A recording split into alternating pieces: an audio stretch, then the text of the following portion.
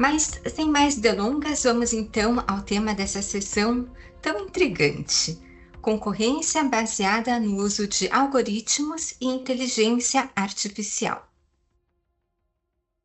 Bom, para essa temática, eu dividi nossa discussão em 5 partes.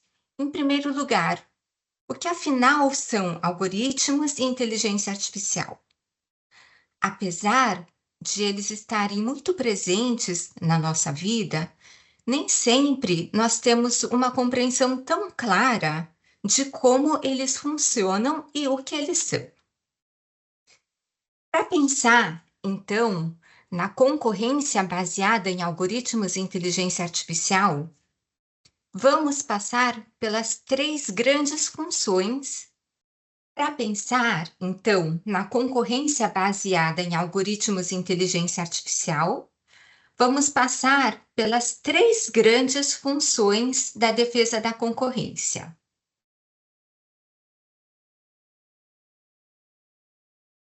E quais são elas?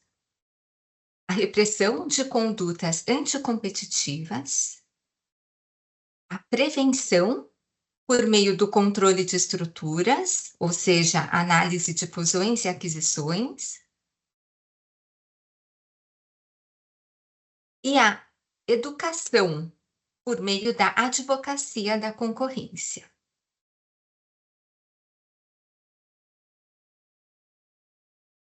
Vamos então examinar como algoritmos e inteligência artificial se relacionam com cada uma dessas áreas.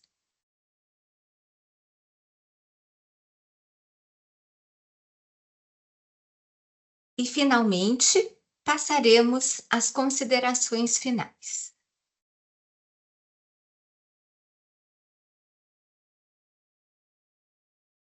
O que são, então, algoritmos? Apesar de os algoritmos terem entrado no nosso linguajar mais recentemente, a sua origem, na verdade, remonta ao século IX, quando viveu o matemático Al-Khwarizmi, que é considerado o pai da álgebra e avô da ciência da computação. A palavra algoritmo vem da versão latinizada do seu nome, algoritme.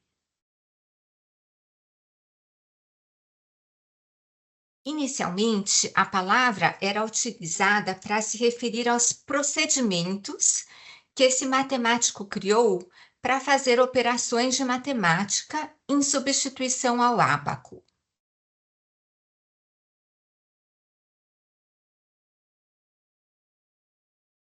Agora, o que significa esse termo de forma mais específica?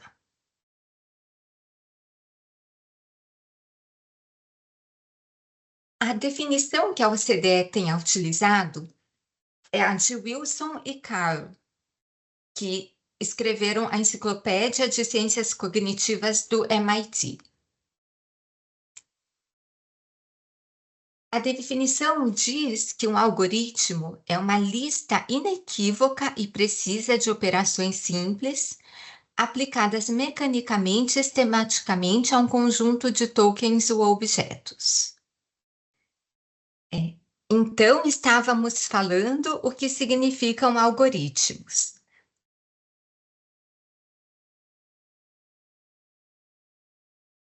Assim, uma receita de bolo seria um algoritmo de como fazer um bolo.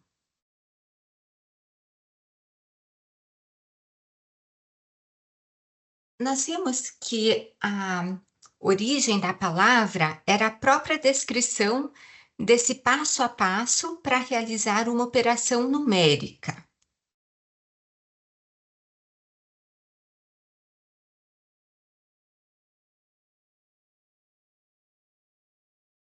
Agora, um procedimento é algo imaterial.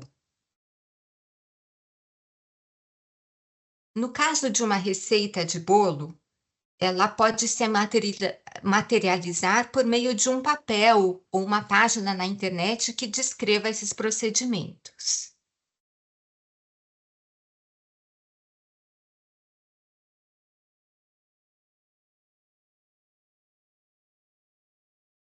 No caso de um algoritmo computacional, essa receita é escrita por meio de um código computacional.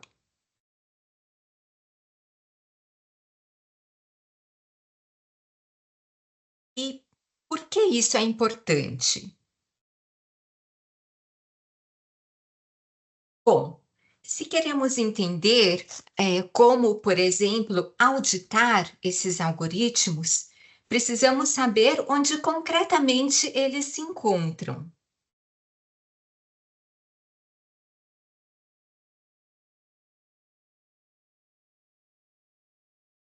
Nesse caso, geralmente pediríamos não só a explicação sobre o funcionamento e a aplicação dos algoritmos, mas também acesso aos códigos de programação, aos códigos-fonte.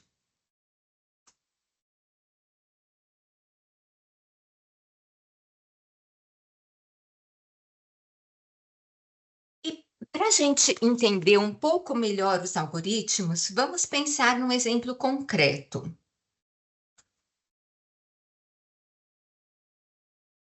Tem ganhado popularidade os aspiradores de pó automático que funcionam como um robô.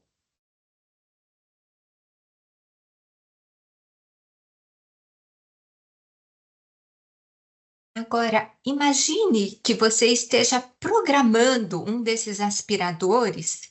Qual seria a melhor estratégia para o robô limpar um quarto como um todo?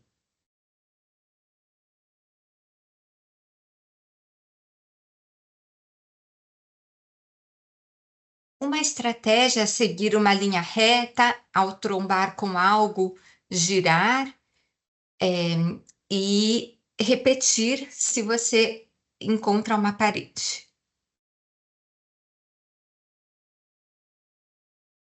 Ao fazer isso, nós montamos um algoritmo. Agora, será que esse processo seria o mais eficiente?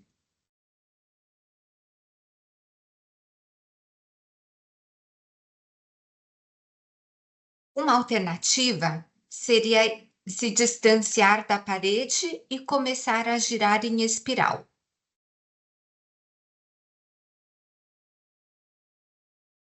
Uma terceira seria andar em linha reta e, ao trombar com algo, retornar numa linha paralela.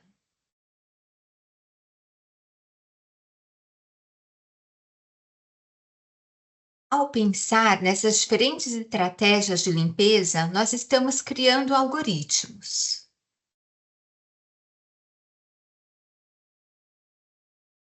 Agora, como criar o algoritmo mais eficiente?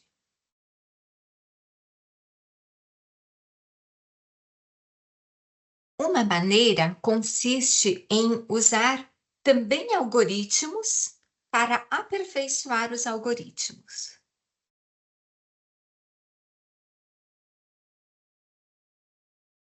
Por exemplo, existem os chamados algoritmos genéticos.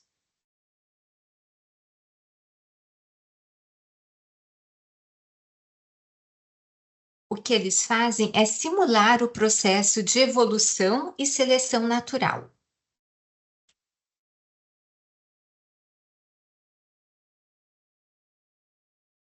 Nosso algoritmo poderia pegar uma estratégia A e cruzar com uma estratégia B.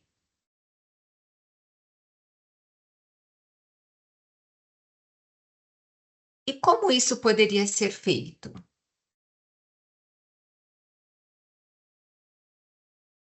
Poderíamos pegar as primeiras linhas de um código e as últimas linhas do outro.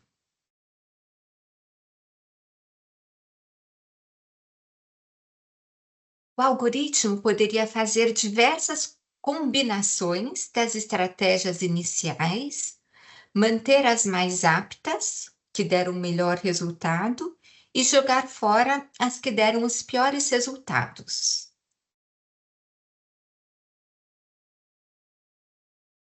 Em outras palavras, ele faria o cruzamento das estratégias.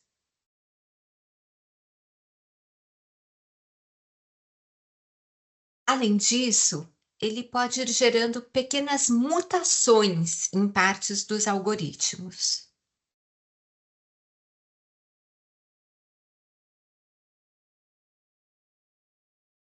Por exemplo, em vez de voltar paralelamente, ele pode voltar paralelamente girando 10 graus.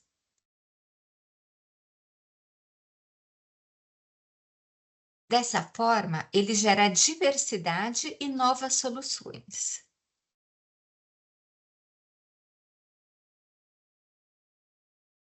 E ele poderia repetir esse processo até chegar na melhor estratégia.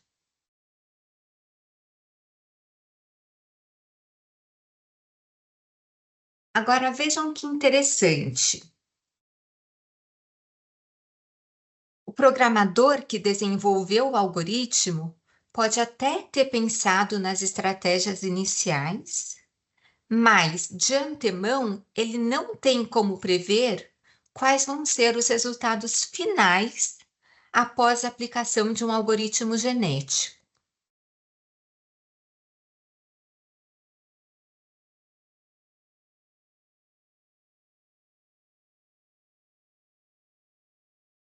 Numa analogia, os pais, por exemplo, não sabem como serão os filhos.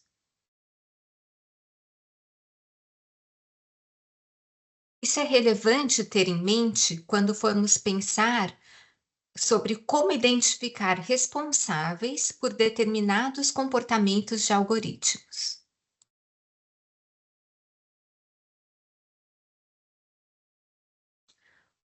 Bom, mas os algoritmos de aspiradores de pó não são os mais relevantes para a concorrência. Quais são os mais relevantes, então?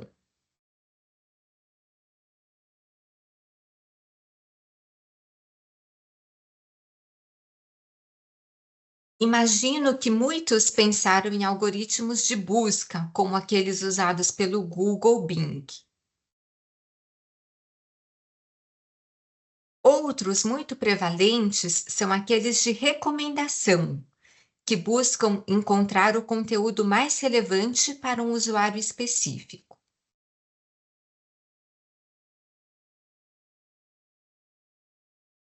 Esse é o caso de algoritmos de redes sociais que apresentam sugestões de posts, sugestões de contatos e assim por diante.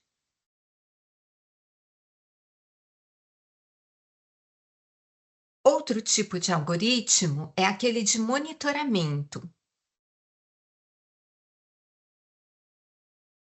Ele serve para monitorar condições de mercado, como variações de custo, comportamento dos rivais ou mudanças no comportamento do consumidor.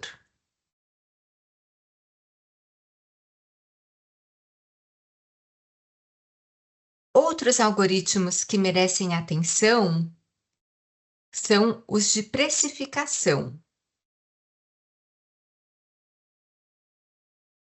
Eles podem levar em conta variáveis da própria empresa, mas também o comportamento de concorrentes e do próprio usuário.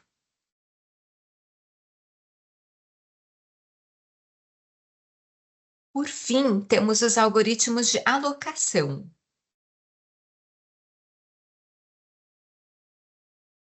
Um exemplo é o Uber, que já aloca um determinado ofertante motorista a um determinado demandante, o passageiro.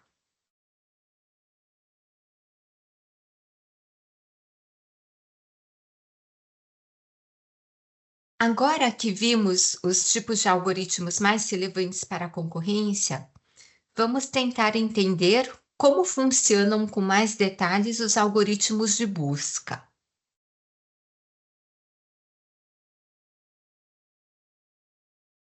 Vamos supor que é o nosso primeiro dia no escritório de advocacia.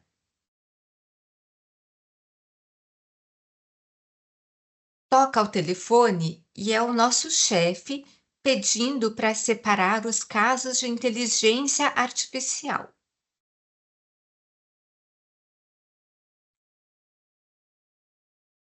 Acontece que passou um furacão bagunçando todos os documentos no escritório.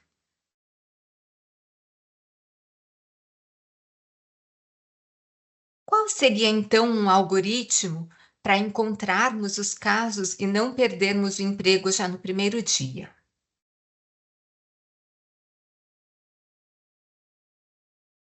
Em primeiro lugar, poderíamos ir recolhendo os papéis do chão usando o algoritmo do aspirador de pó, por exemplo.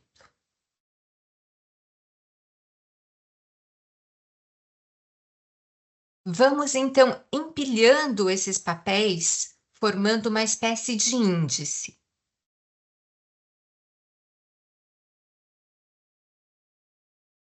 Ficamos então com essa pilha de papéis, no meio dos quais estão os casos que o chefe está pedindo.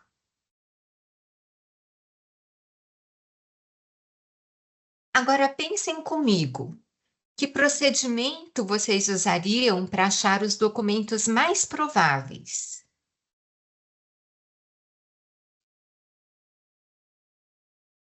Isso equivale a pensar: como seria o nosso algoritmo de busca?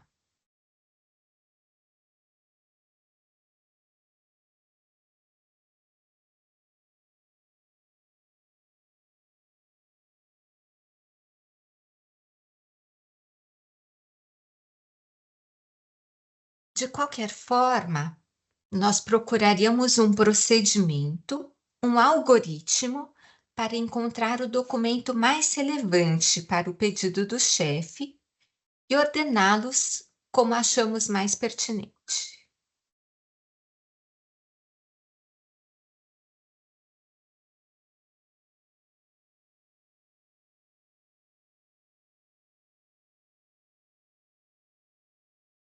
Pois esse procedimento de rastreamento das páginas, indexação e ranqueamento é basicamente o que o Google faz.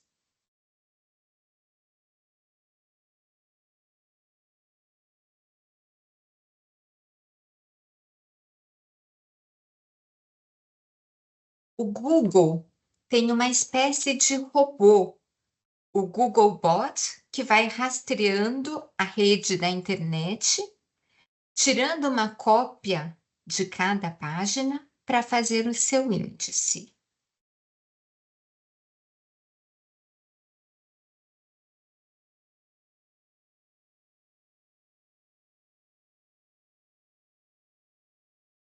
Esse processo de percorrer a web procurando por conteúdo é chamado de crawling ou rastreamento.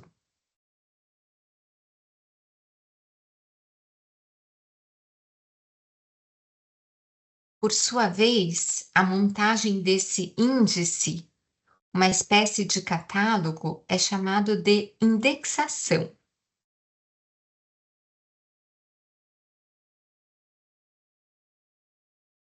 Ao fazer esse índice, ele analisa o conteúdo das páginas para entender o que cada uma contém.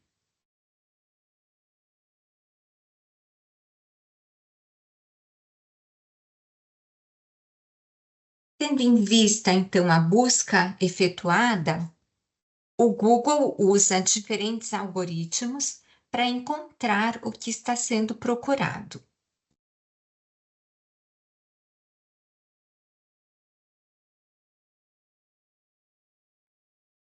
Os resultados são apresentados em determinada ordem, conforme algum critério de relevância.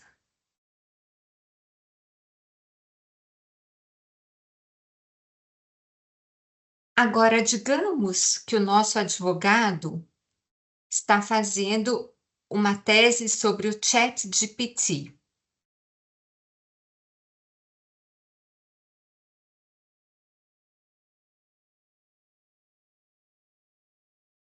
Haveria a possibilidade de ele colocar um viés nesse ranqueamento dos documentos, privilegiando aqueles processos que interessam mais a ele?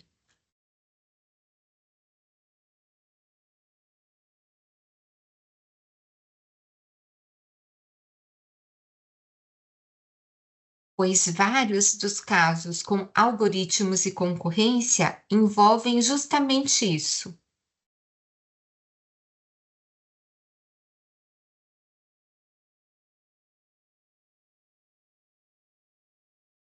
Uma discriminação dos resultados, privilegiando o interesse próprio, seu produto ou serviço.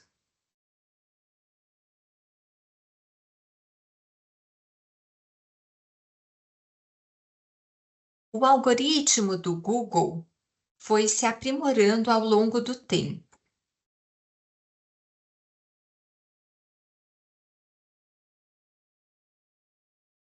E como isso foi feito?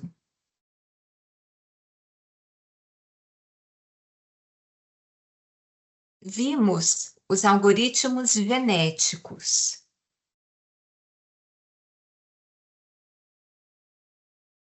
mas existe também o chamado machine learning.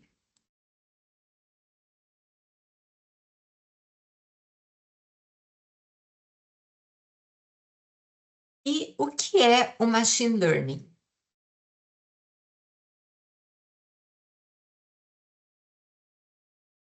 Com base no nosso exemplo dos documentos para o chefe,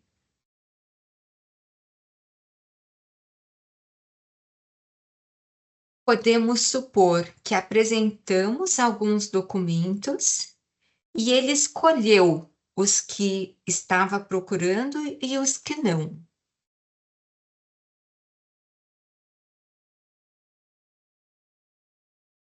Com base na reação do chefe, podemos entender o que ele procurava, de modo a fornecer um resultado melhor da próxima vez.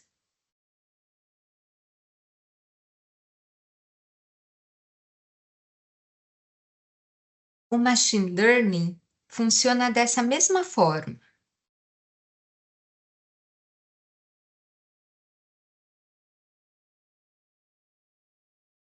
Suponha que o Google apresente diferentes resultados para uma busca.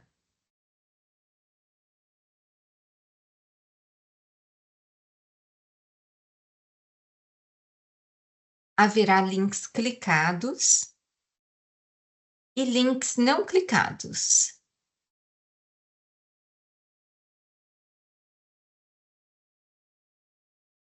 Com base nesse resultado, ele consegue aprimorar o algoritmo de forma que ele apresente resultados mais úteis da próxima vez.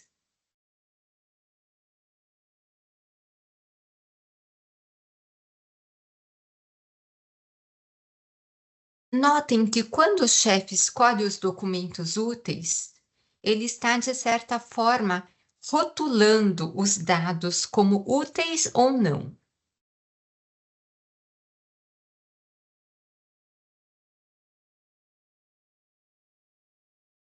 Quando os dados têm rótulos, chamamos esse tipo de machine learning de aprendizado supervisionado.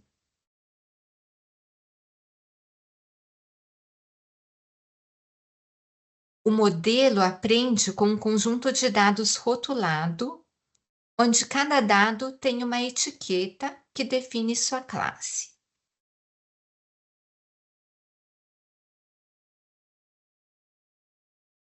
O objetivo do modelo é aprender a mapear os dados de entrada para os rótulos correspondentes.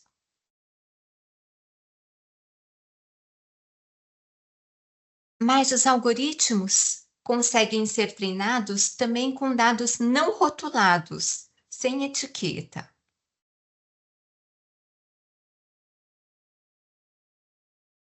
Nesse caso, o algoritmo busca descobrir padrões ou estruturas nos dados, não por classificação, mas por associação.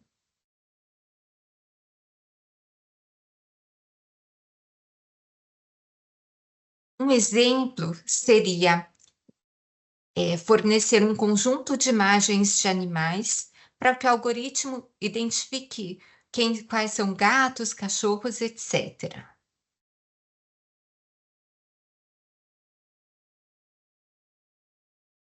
Ele faz isso com base em características como a textura do pelo, formato do corpo ou padrões nas asas.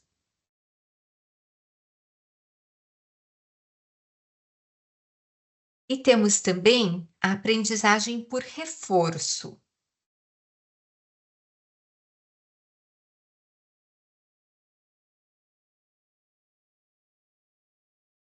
Isso equivale a uma espécie de tentativa e erro,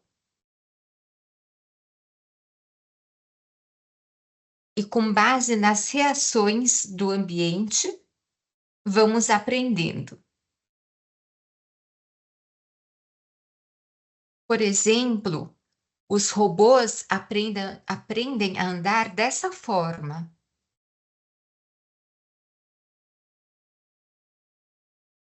Primeiramente, eles se movem pelo ambiente de forma aleatória e observam uma consequência das suas ações.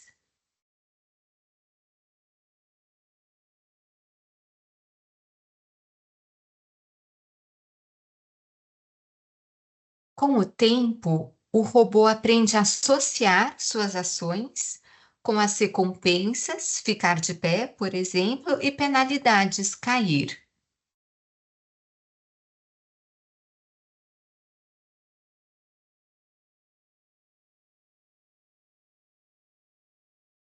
Nesse caso, o aprendizado vem da interação com o ambiente e de como o ambiente responde aos diferentes comportamentos.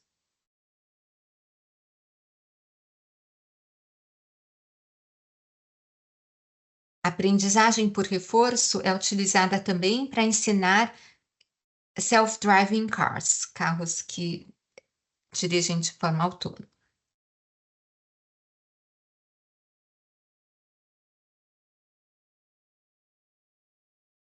Bom, nós estamos vendo que a forma como as máquinas aprendem, como os algoritmos se desenvolvem, não é muito diferente da forma como nós mesmos aprendemos.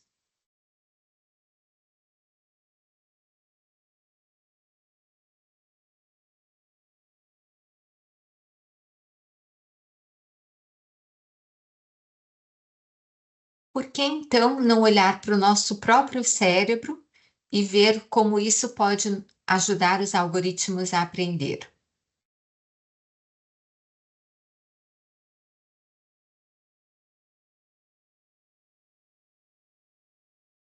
Pois isso é o que o Deep Learning faz.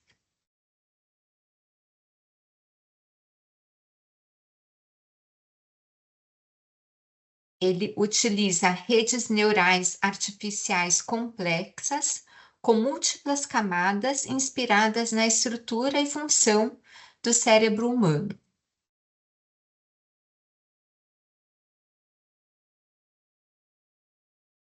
Ele permite trabalhar com enormes bases de dados complexos não estruturados.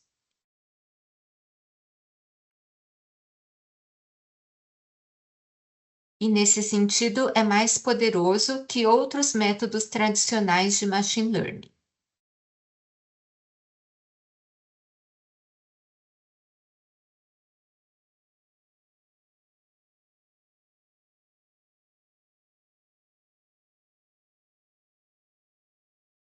Vimos então que tem um elemento muito relevante para aprimorar os algoritmos, que serve como uma espécie de alimento dos algoritmos.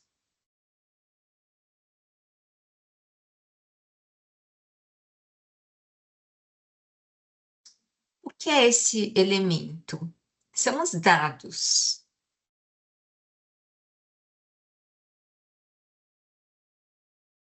Estruturados ou seja, com etiquetas ou não, é com base nos dados que os algoritmos são treinados e se aprimoram.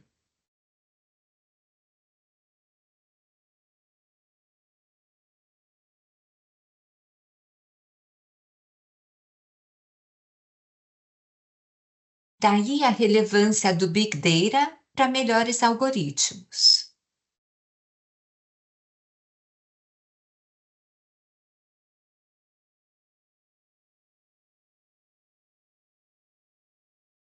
Mas, como em muitos casos, não basta só quantidade, é necessário qualidade.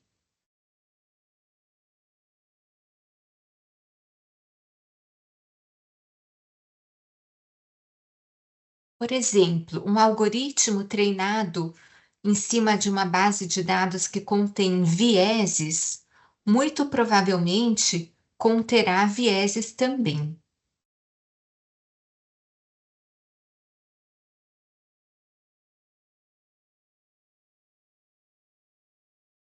Além disso, se os dados de treinamento não forem suficientemente diversos e representativos do mundo real, os sistemas de inteligência artificial podem ter um desempenho ruim em situações que não foram contempladas durante o treinamento.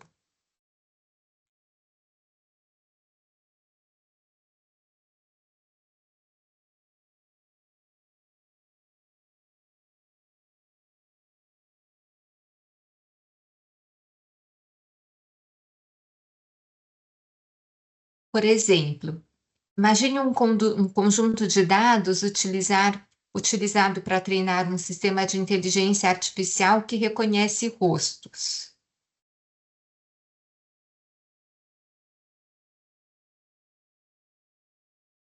Se esse conjunto de dados contiver apenas fotos de pessoas de determinada raça, o sistema não vai ter um bom desempenho ao reconhecer pessoas diferentes.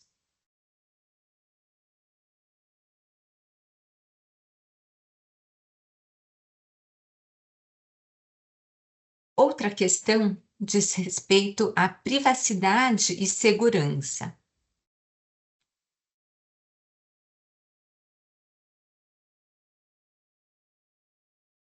Os dados utilizados para treinar os sistemas de inteligência artificial podem conter informações pessoais confidenciais, por exemplo.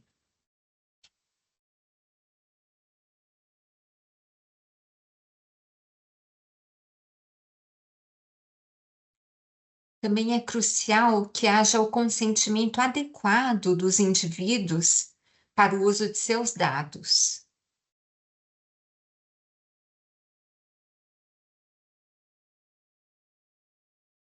Nesse quesito, é interessante citar a decisão recente da ANPD, a Autoridade Nacional de Proteção de Dados do Brasil.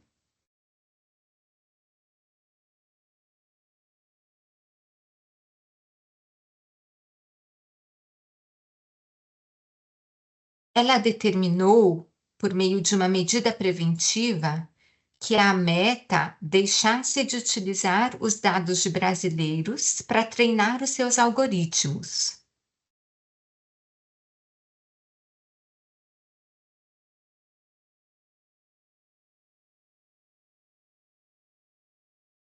O que ocorreu foi que a Meta mudou seus termos de uso e política de privacidade, permitindo o uso de dados para treinar sua inteligência artificial.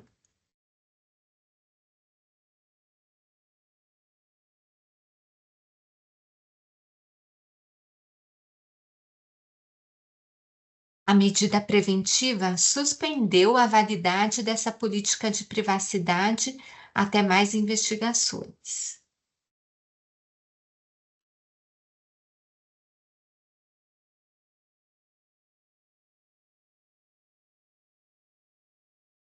De forma similar, o CAD abriu uma investigação e a Senacom, a Secretaria de Defesa dos Consumidores, também.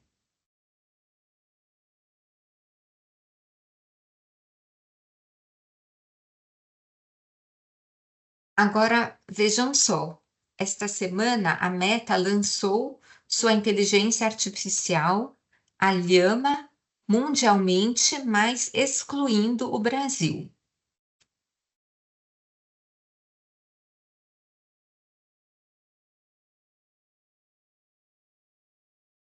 Ela alegou a existência de incertezas regulatórias, provavelmente ligadas a essas decisões.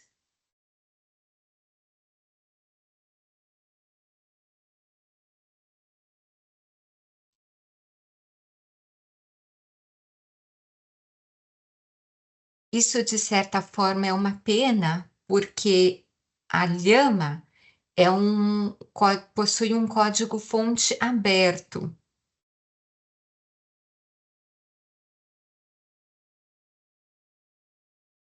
E o Brasil acabou sem acesso a esse produto, ao menos por enquanto.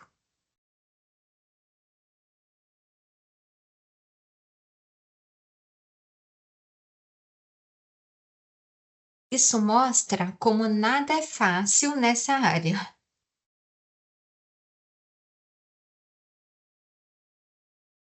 Por um lado, há um cuidado maior com a proteção de dados no Brasil,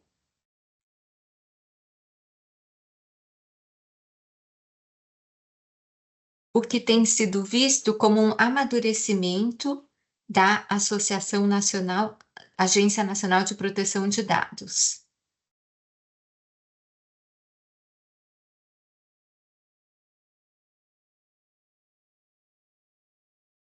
Por outro lado, a medida acabou por excluir o país desse produto, detendo a entrada de um novo concorrente.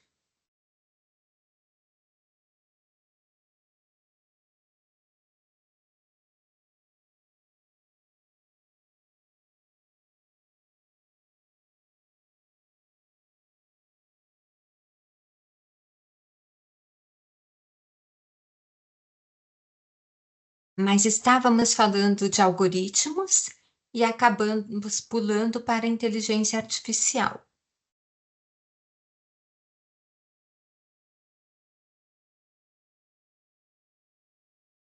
A inteligência artificial é um campo da ciência da computação que busca criar máquinas capazes de realizar tarefas que normalmente requerem inteligência humana.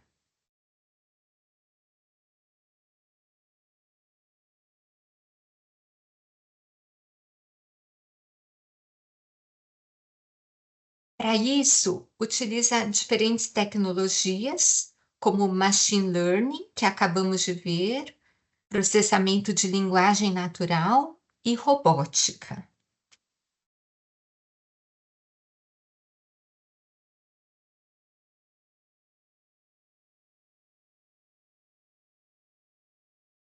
Ultimamente, tem tido muita popularidade a chamada IA generativa.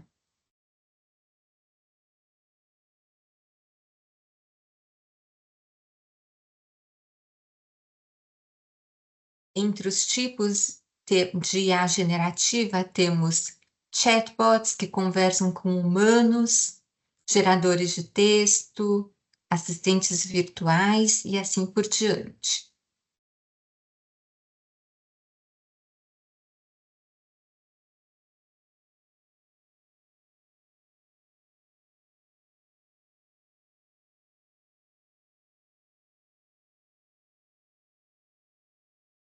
Apesar de já ter ganho muita popularidade, a IA generativa ainda está em desenvolvimento, mas tem o potencial de revolucionar diversos setores da sociedade.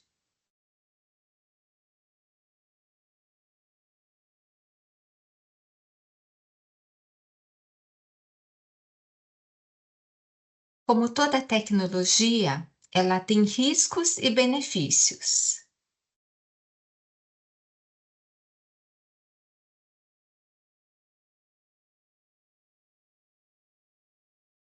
Quem já experimentou alguma dessas tecnologias pode ter verificado que elas ajudam a ter ganhos de produtividade, desenvolver novos produtos e serviços e ajudar a resolver diferentes problemas.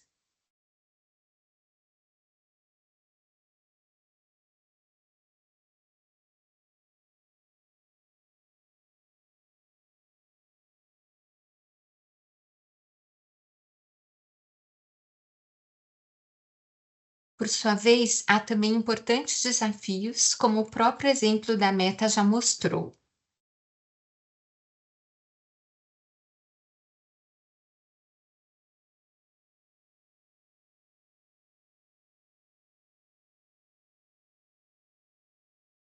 A OCDE, por exemplo, criou um repositório de incidentes e perigos da inteligência artificial.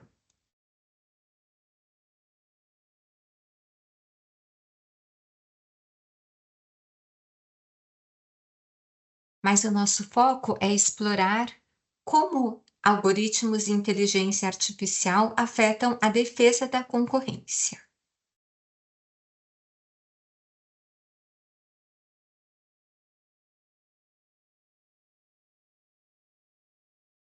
Vamos então pensar em condutas anticompetitivas, começando por colusão algorítmica.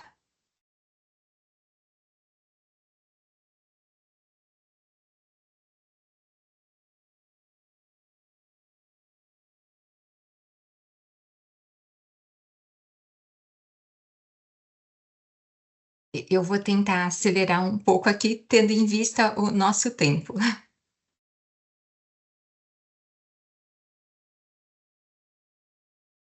Entre os algoritmos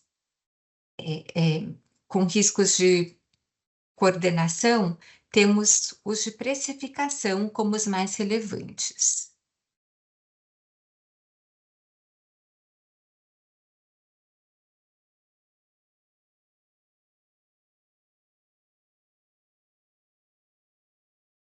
Há três formas principais como os algoritmos podem facilitar a colusão.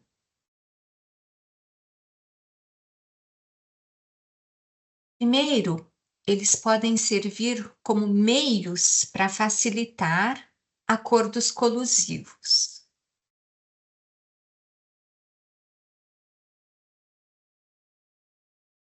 Os concorrentes podem ter se encontrado no mundo offline, feito um acordo e utilizado algoritmos e sistemas para garantir que esse acordo seja cumprido.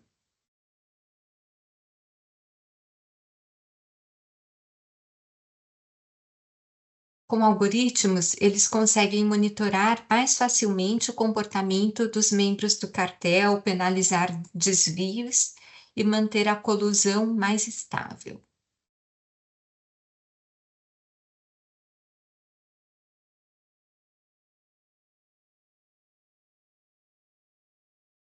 A segunda forma seria por meio de uma configuração hub and spoke.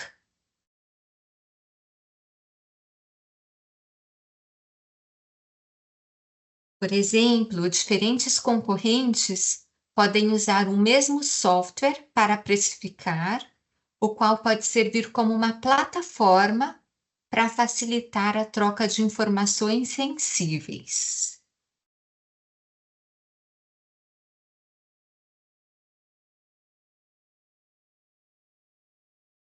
A terceira forma seria a colusão algorítmica autônoma, em que os algoritmos por si só chegassem a um comportamento colusivo.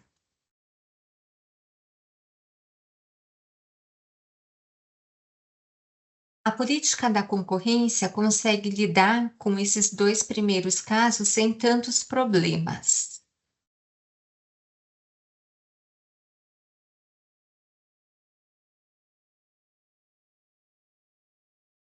A terceira, por sua vez, é mais desafiadora.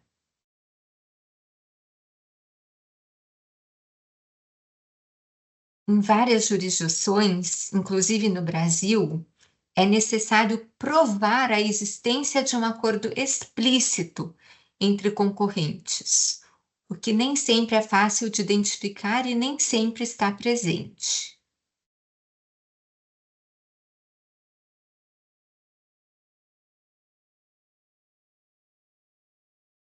Esse é um dos desafios que as autoridades têm enfrentado, avaliando se deveriam rever essa abordagem.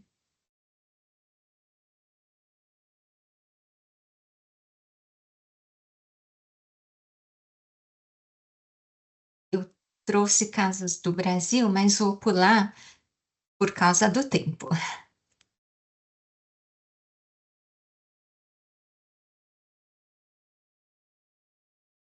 Agora, da mesma forma que os algoritmos, eles trazem preocupações de colusão, eles também servem como ferramental para a própria autoridade da concorrência.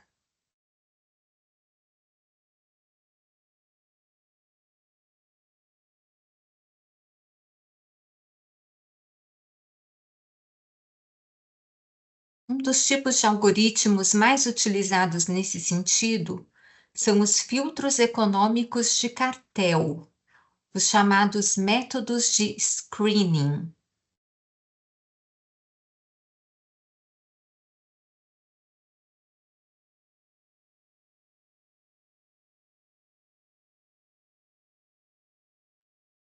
Eles são modelos estatísticos que visam detectar padrões anômalos ou pouco prováveis em variáveis de mercado, apontando indícios de comportamento colusivo.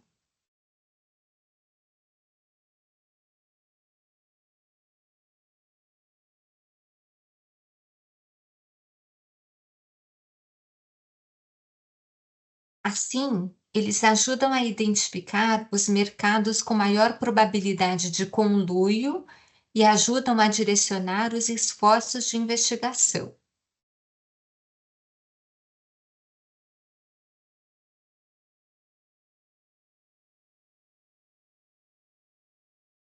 Desde 2013, por exemplo, o CAD possui o projeto Cérebro.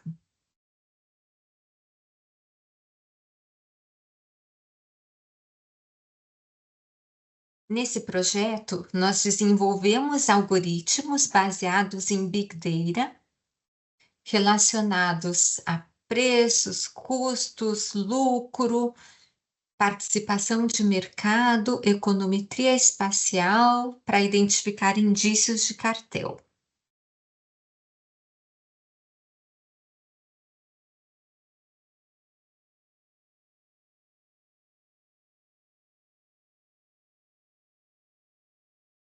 Bom, falamos de condutas anticompetitivas coordenadas, mas e as condutas unilaterais?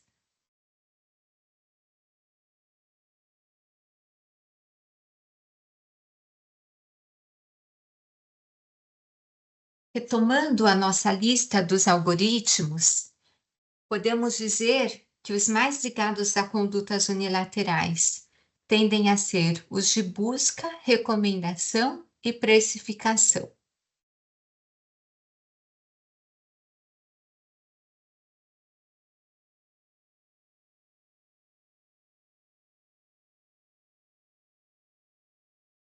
Quando falamos dos algoritmos de busca, eu mencionei o caso do advogado que, ao ordenar os documentos, colocava aqueles por que ele tinha interesse antes.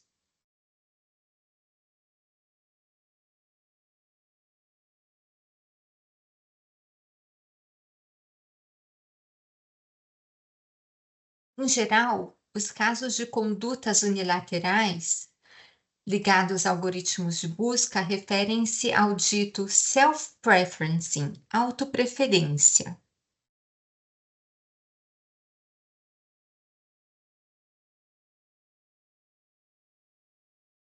Isso ocorre quando uma empresa com posição dominante abusa do seu poder de mercado, privilegiando seus produtos e serviços.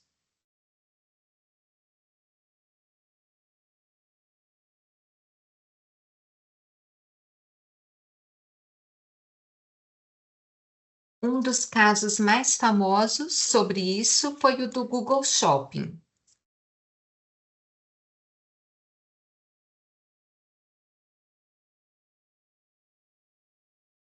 O Google foi acusado de abusar sua posição dominante ao alavancar o seu poder de mercado em busca para o mercado de comparação de preço.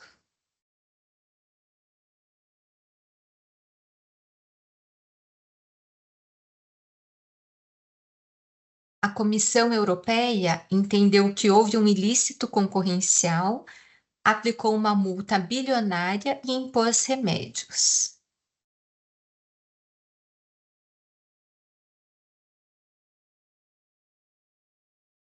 O remédio imposto requeria que o Google respeitasse o princípio de tratamento igual aos seus comparadores de preços rivais.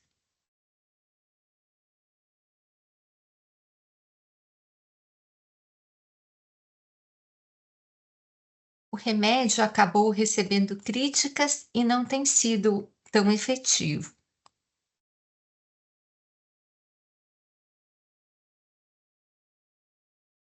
No Brasil, o caso foi arquivado.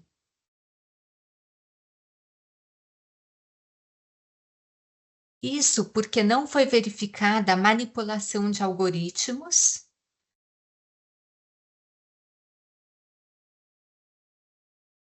para favorecer o Google Shopping em detrimento de concorrentes, nem nexo causal entre a perda de mercado dos rivais com a conduta do Google.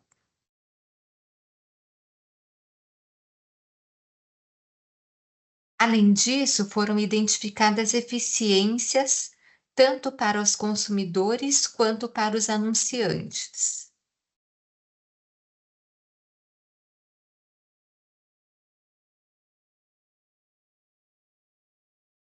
No Brasil, esse caso foi bastante emblemático.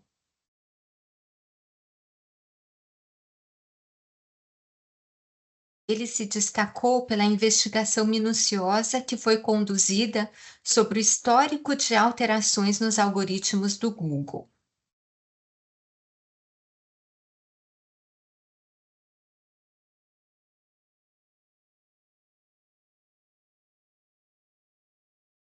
Embora o CAD não tenha auditado os algoritmos em si,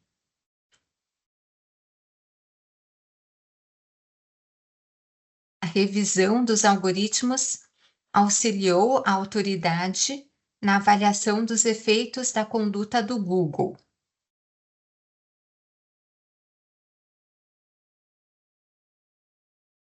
E a investigação pavimentou o caminho para análises mais aprofundadas de algoritmos.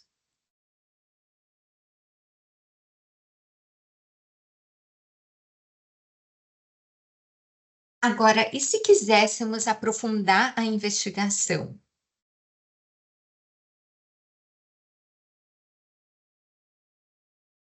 Como nós vimos, os algoritmos são materializados em códigos.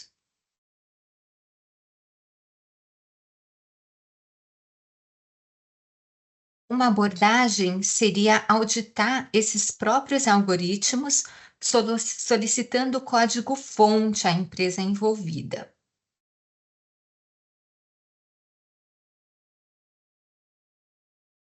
Cabe lembrar que os códigos não são fixos no tempo e podem estar em constante evolução.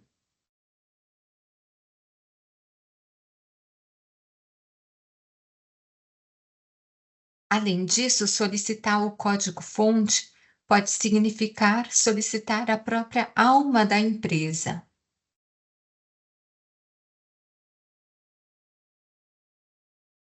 Pode haver questões referentes a direito de propriedade intelectual, por exemplo.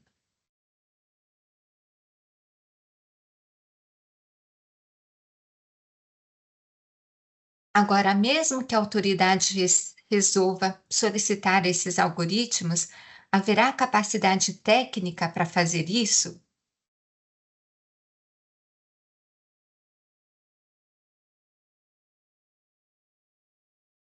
As autoridades nem sempre dispõem de recursos suficientes.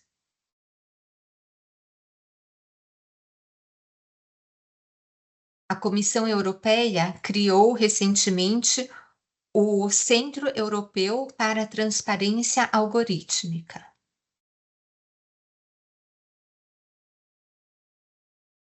Nesse caso, a cooperação técnica internacional pode se tornar ainda mais importante para capacitação e desenvolvimento de técnicas investigativas.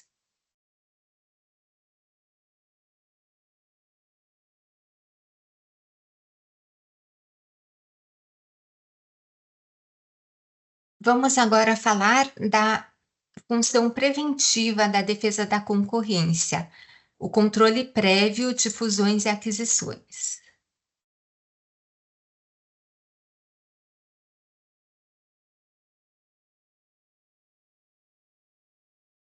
Tendo em vista o que discutimos, podemos tirar algumas conclusões.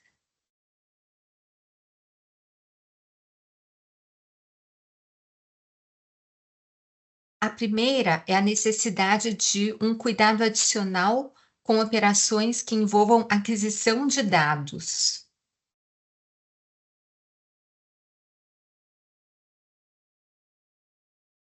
Isso porque algoritmos são treinados com dados e podem evoluir significativamente a partir do treinamento em grandes bases.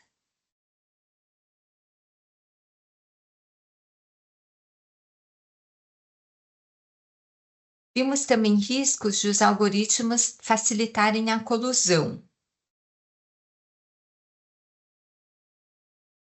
É então preciso verificar se a operação favorecerá a troca de informações sensíveis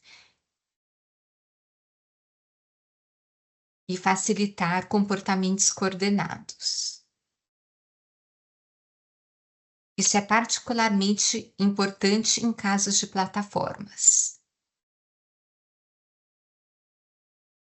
Também verificar se a aquisição, na verdade, não se trata de uma aquisição de algoritmos.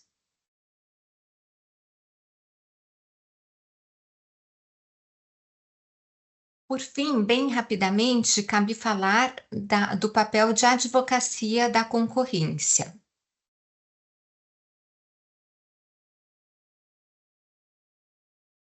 O mundo inteiro discute a necessidade de regulação da inteligência artificial.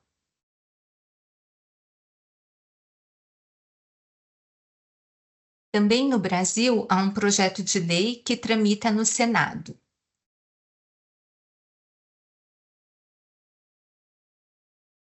O projeto prevê a criação de um Sistema Nacional de Regulação e Governança de Inteligência Artificial, do qual o CAD faria parte.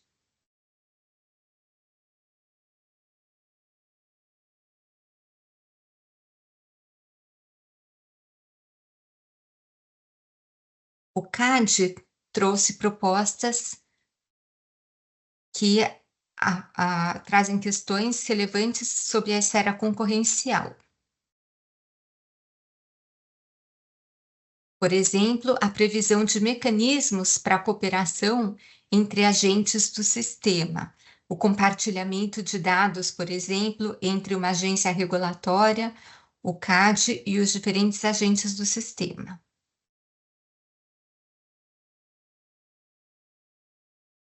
Em segundo lugar, o balanceamento da carga regulatória com os incentivos à inovação.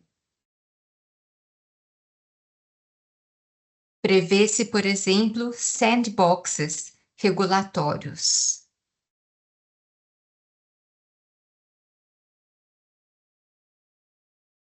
Enquanto não saem as regulações, o campo de ética em inteligência artificial vem se desenvolvendo.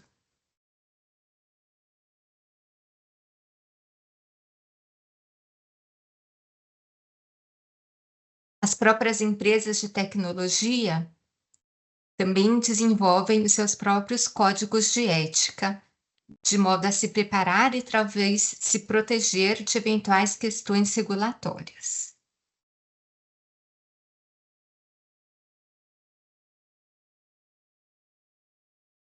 Eu trouxe aqui 5 pilares que a IBM tem adotado como ética em inteligência artificial.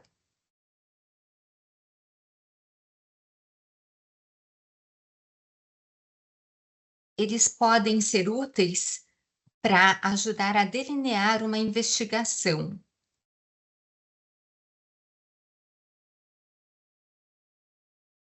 Por exemplo, a explicabilidade. O sistema deve ser transparente, especialmente sobre o que influenciou as recomendações do seu algoritmo.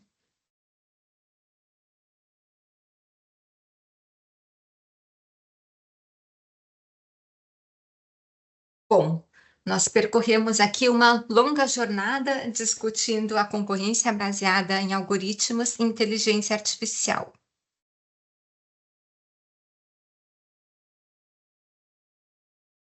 Diante disso tudo, o que podemos fazer? Podemos nos inspirar nos próprios algoritmos de inteligência artificial. No algoritmo genético, havia o cruzamento de diferentes estratégias. O que então melhor que a cooperação internacional entre diferentes órgãos e discussão de diferentes estratégias para isso?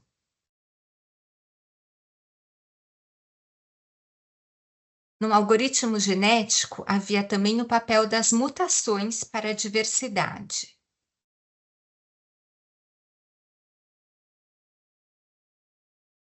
Falamos do sandbox regulatório do Brasil, mas cada um dos nossos países acabam se tornando espécies de experimentos de diferentes abordagens de regulação.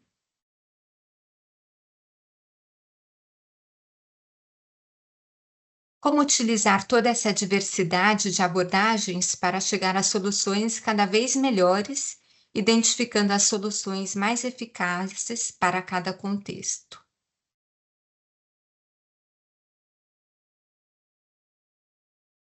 Por fim, é por meio de Big Data que os algoritmos se desenvolvem.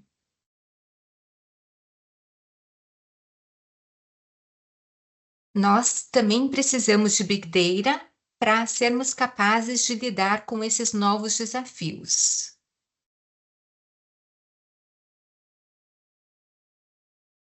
Isso significa mais informação, desenvolvimento de capacidades técnicas, não só entre policymakers, mas para a sociedade como um todo.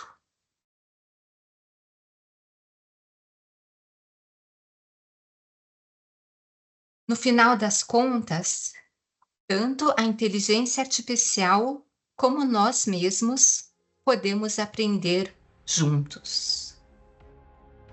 Muito obrigada a todos pela atenção.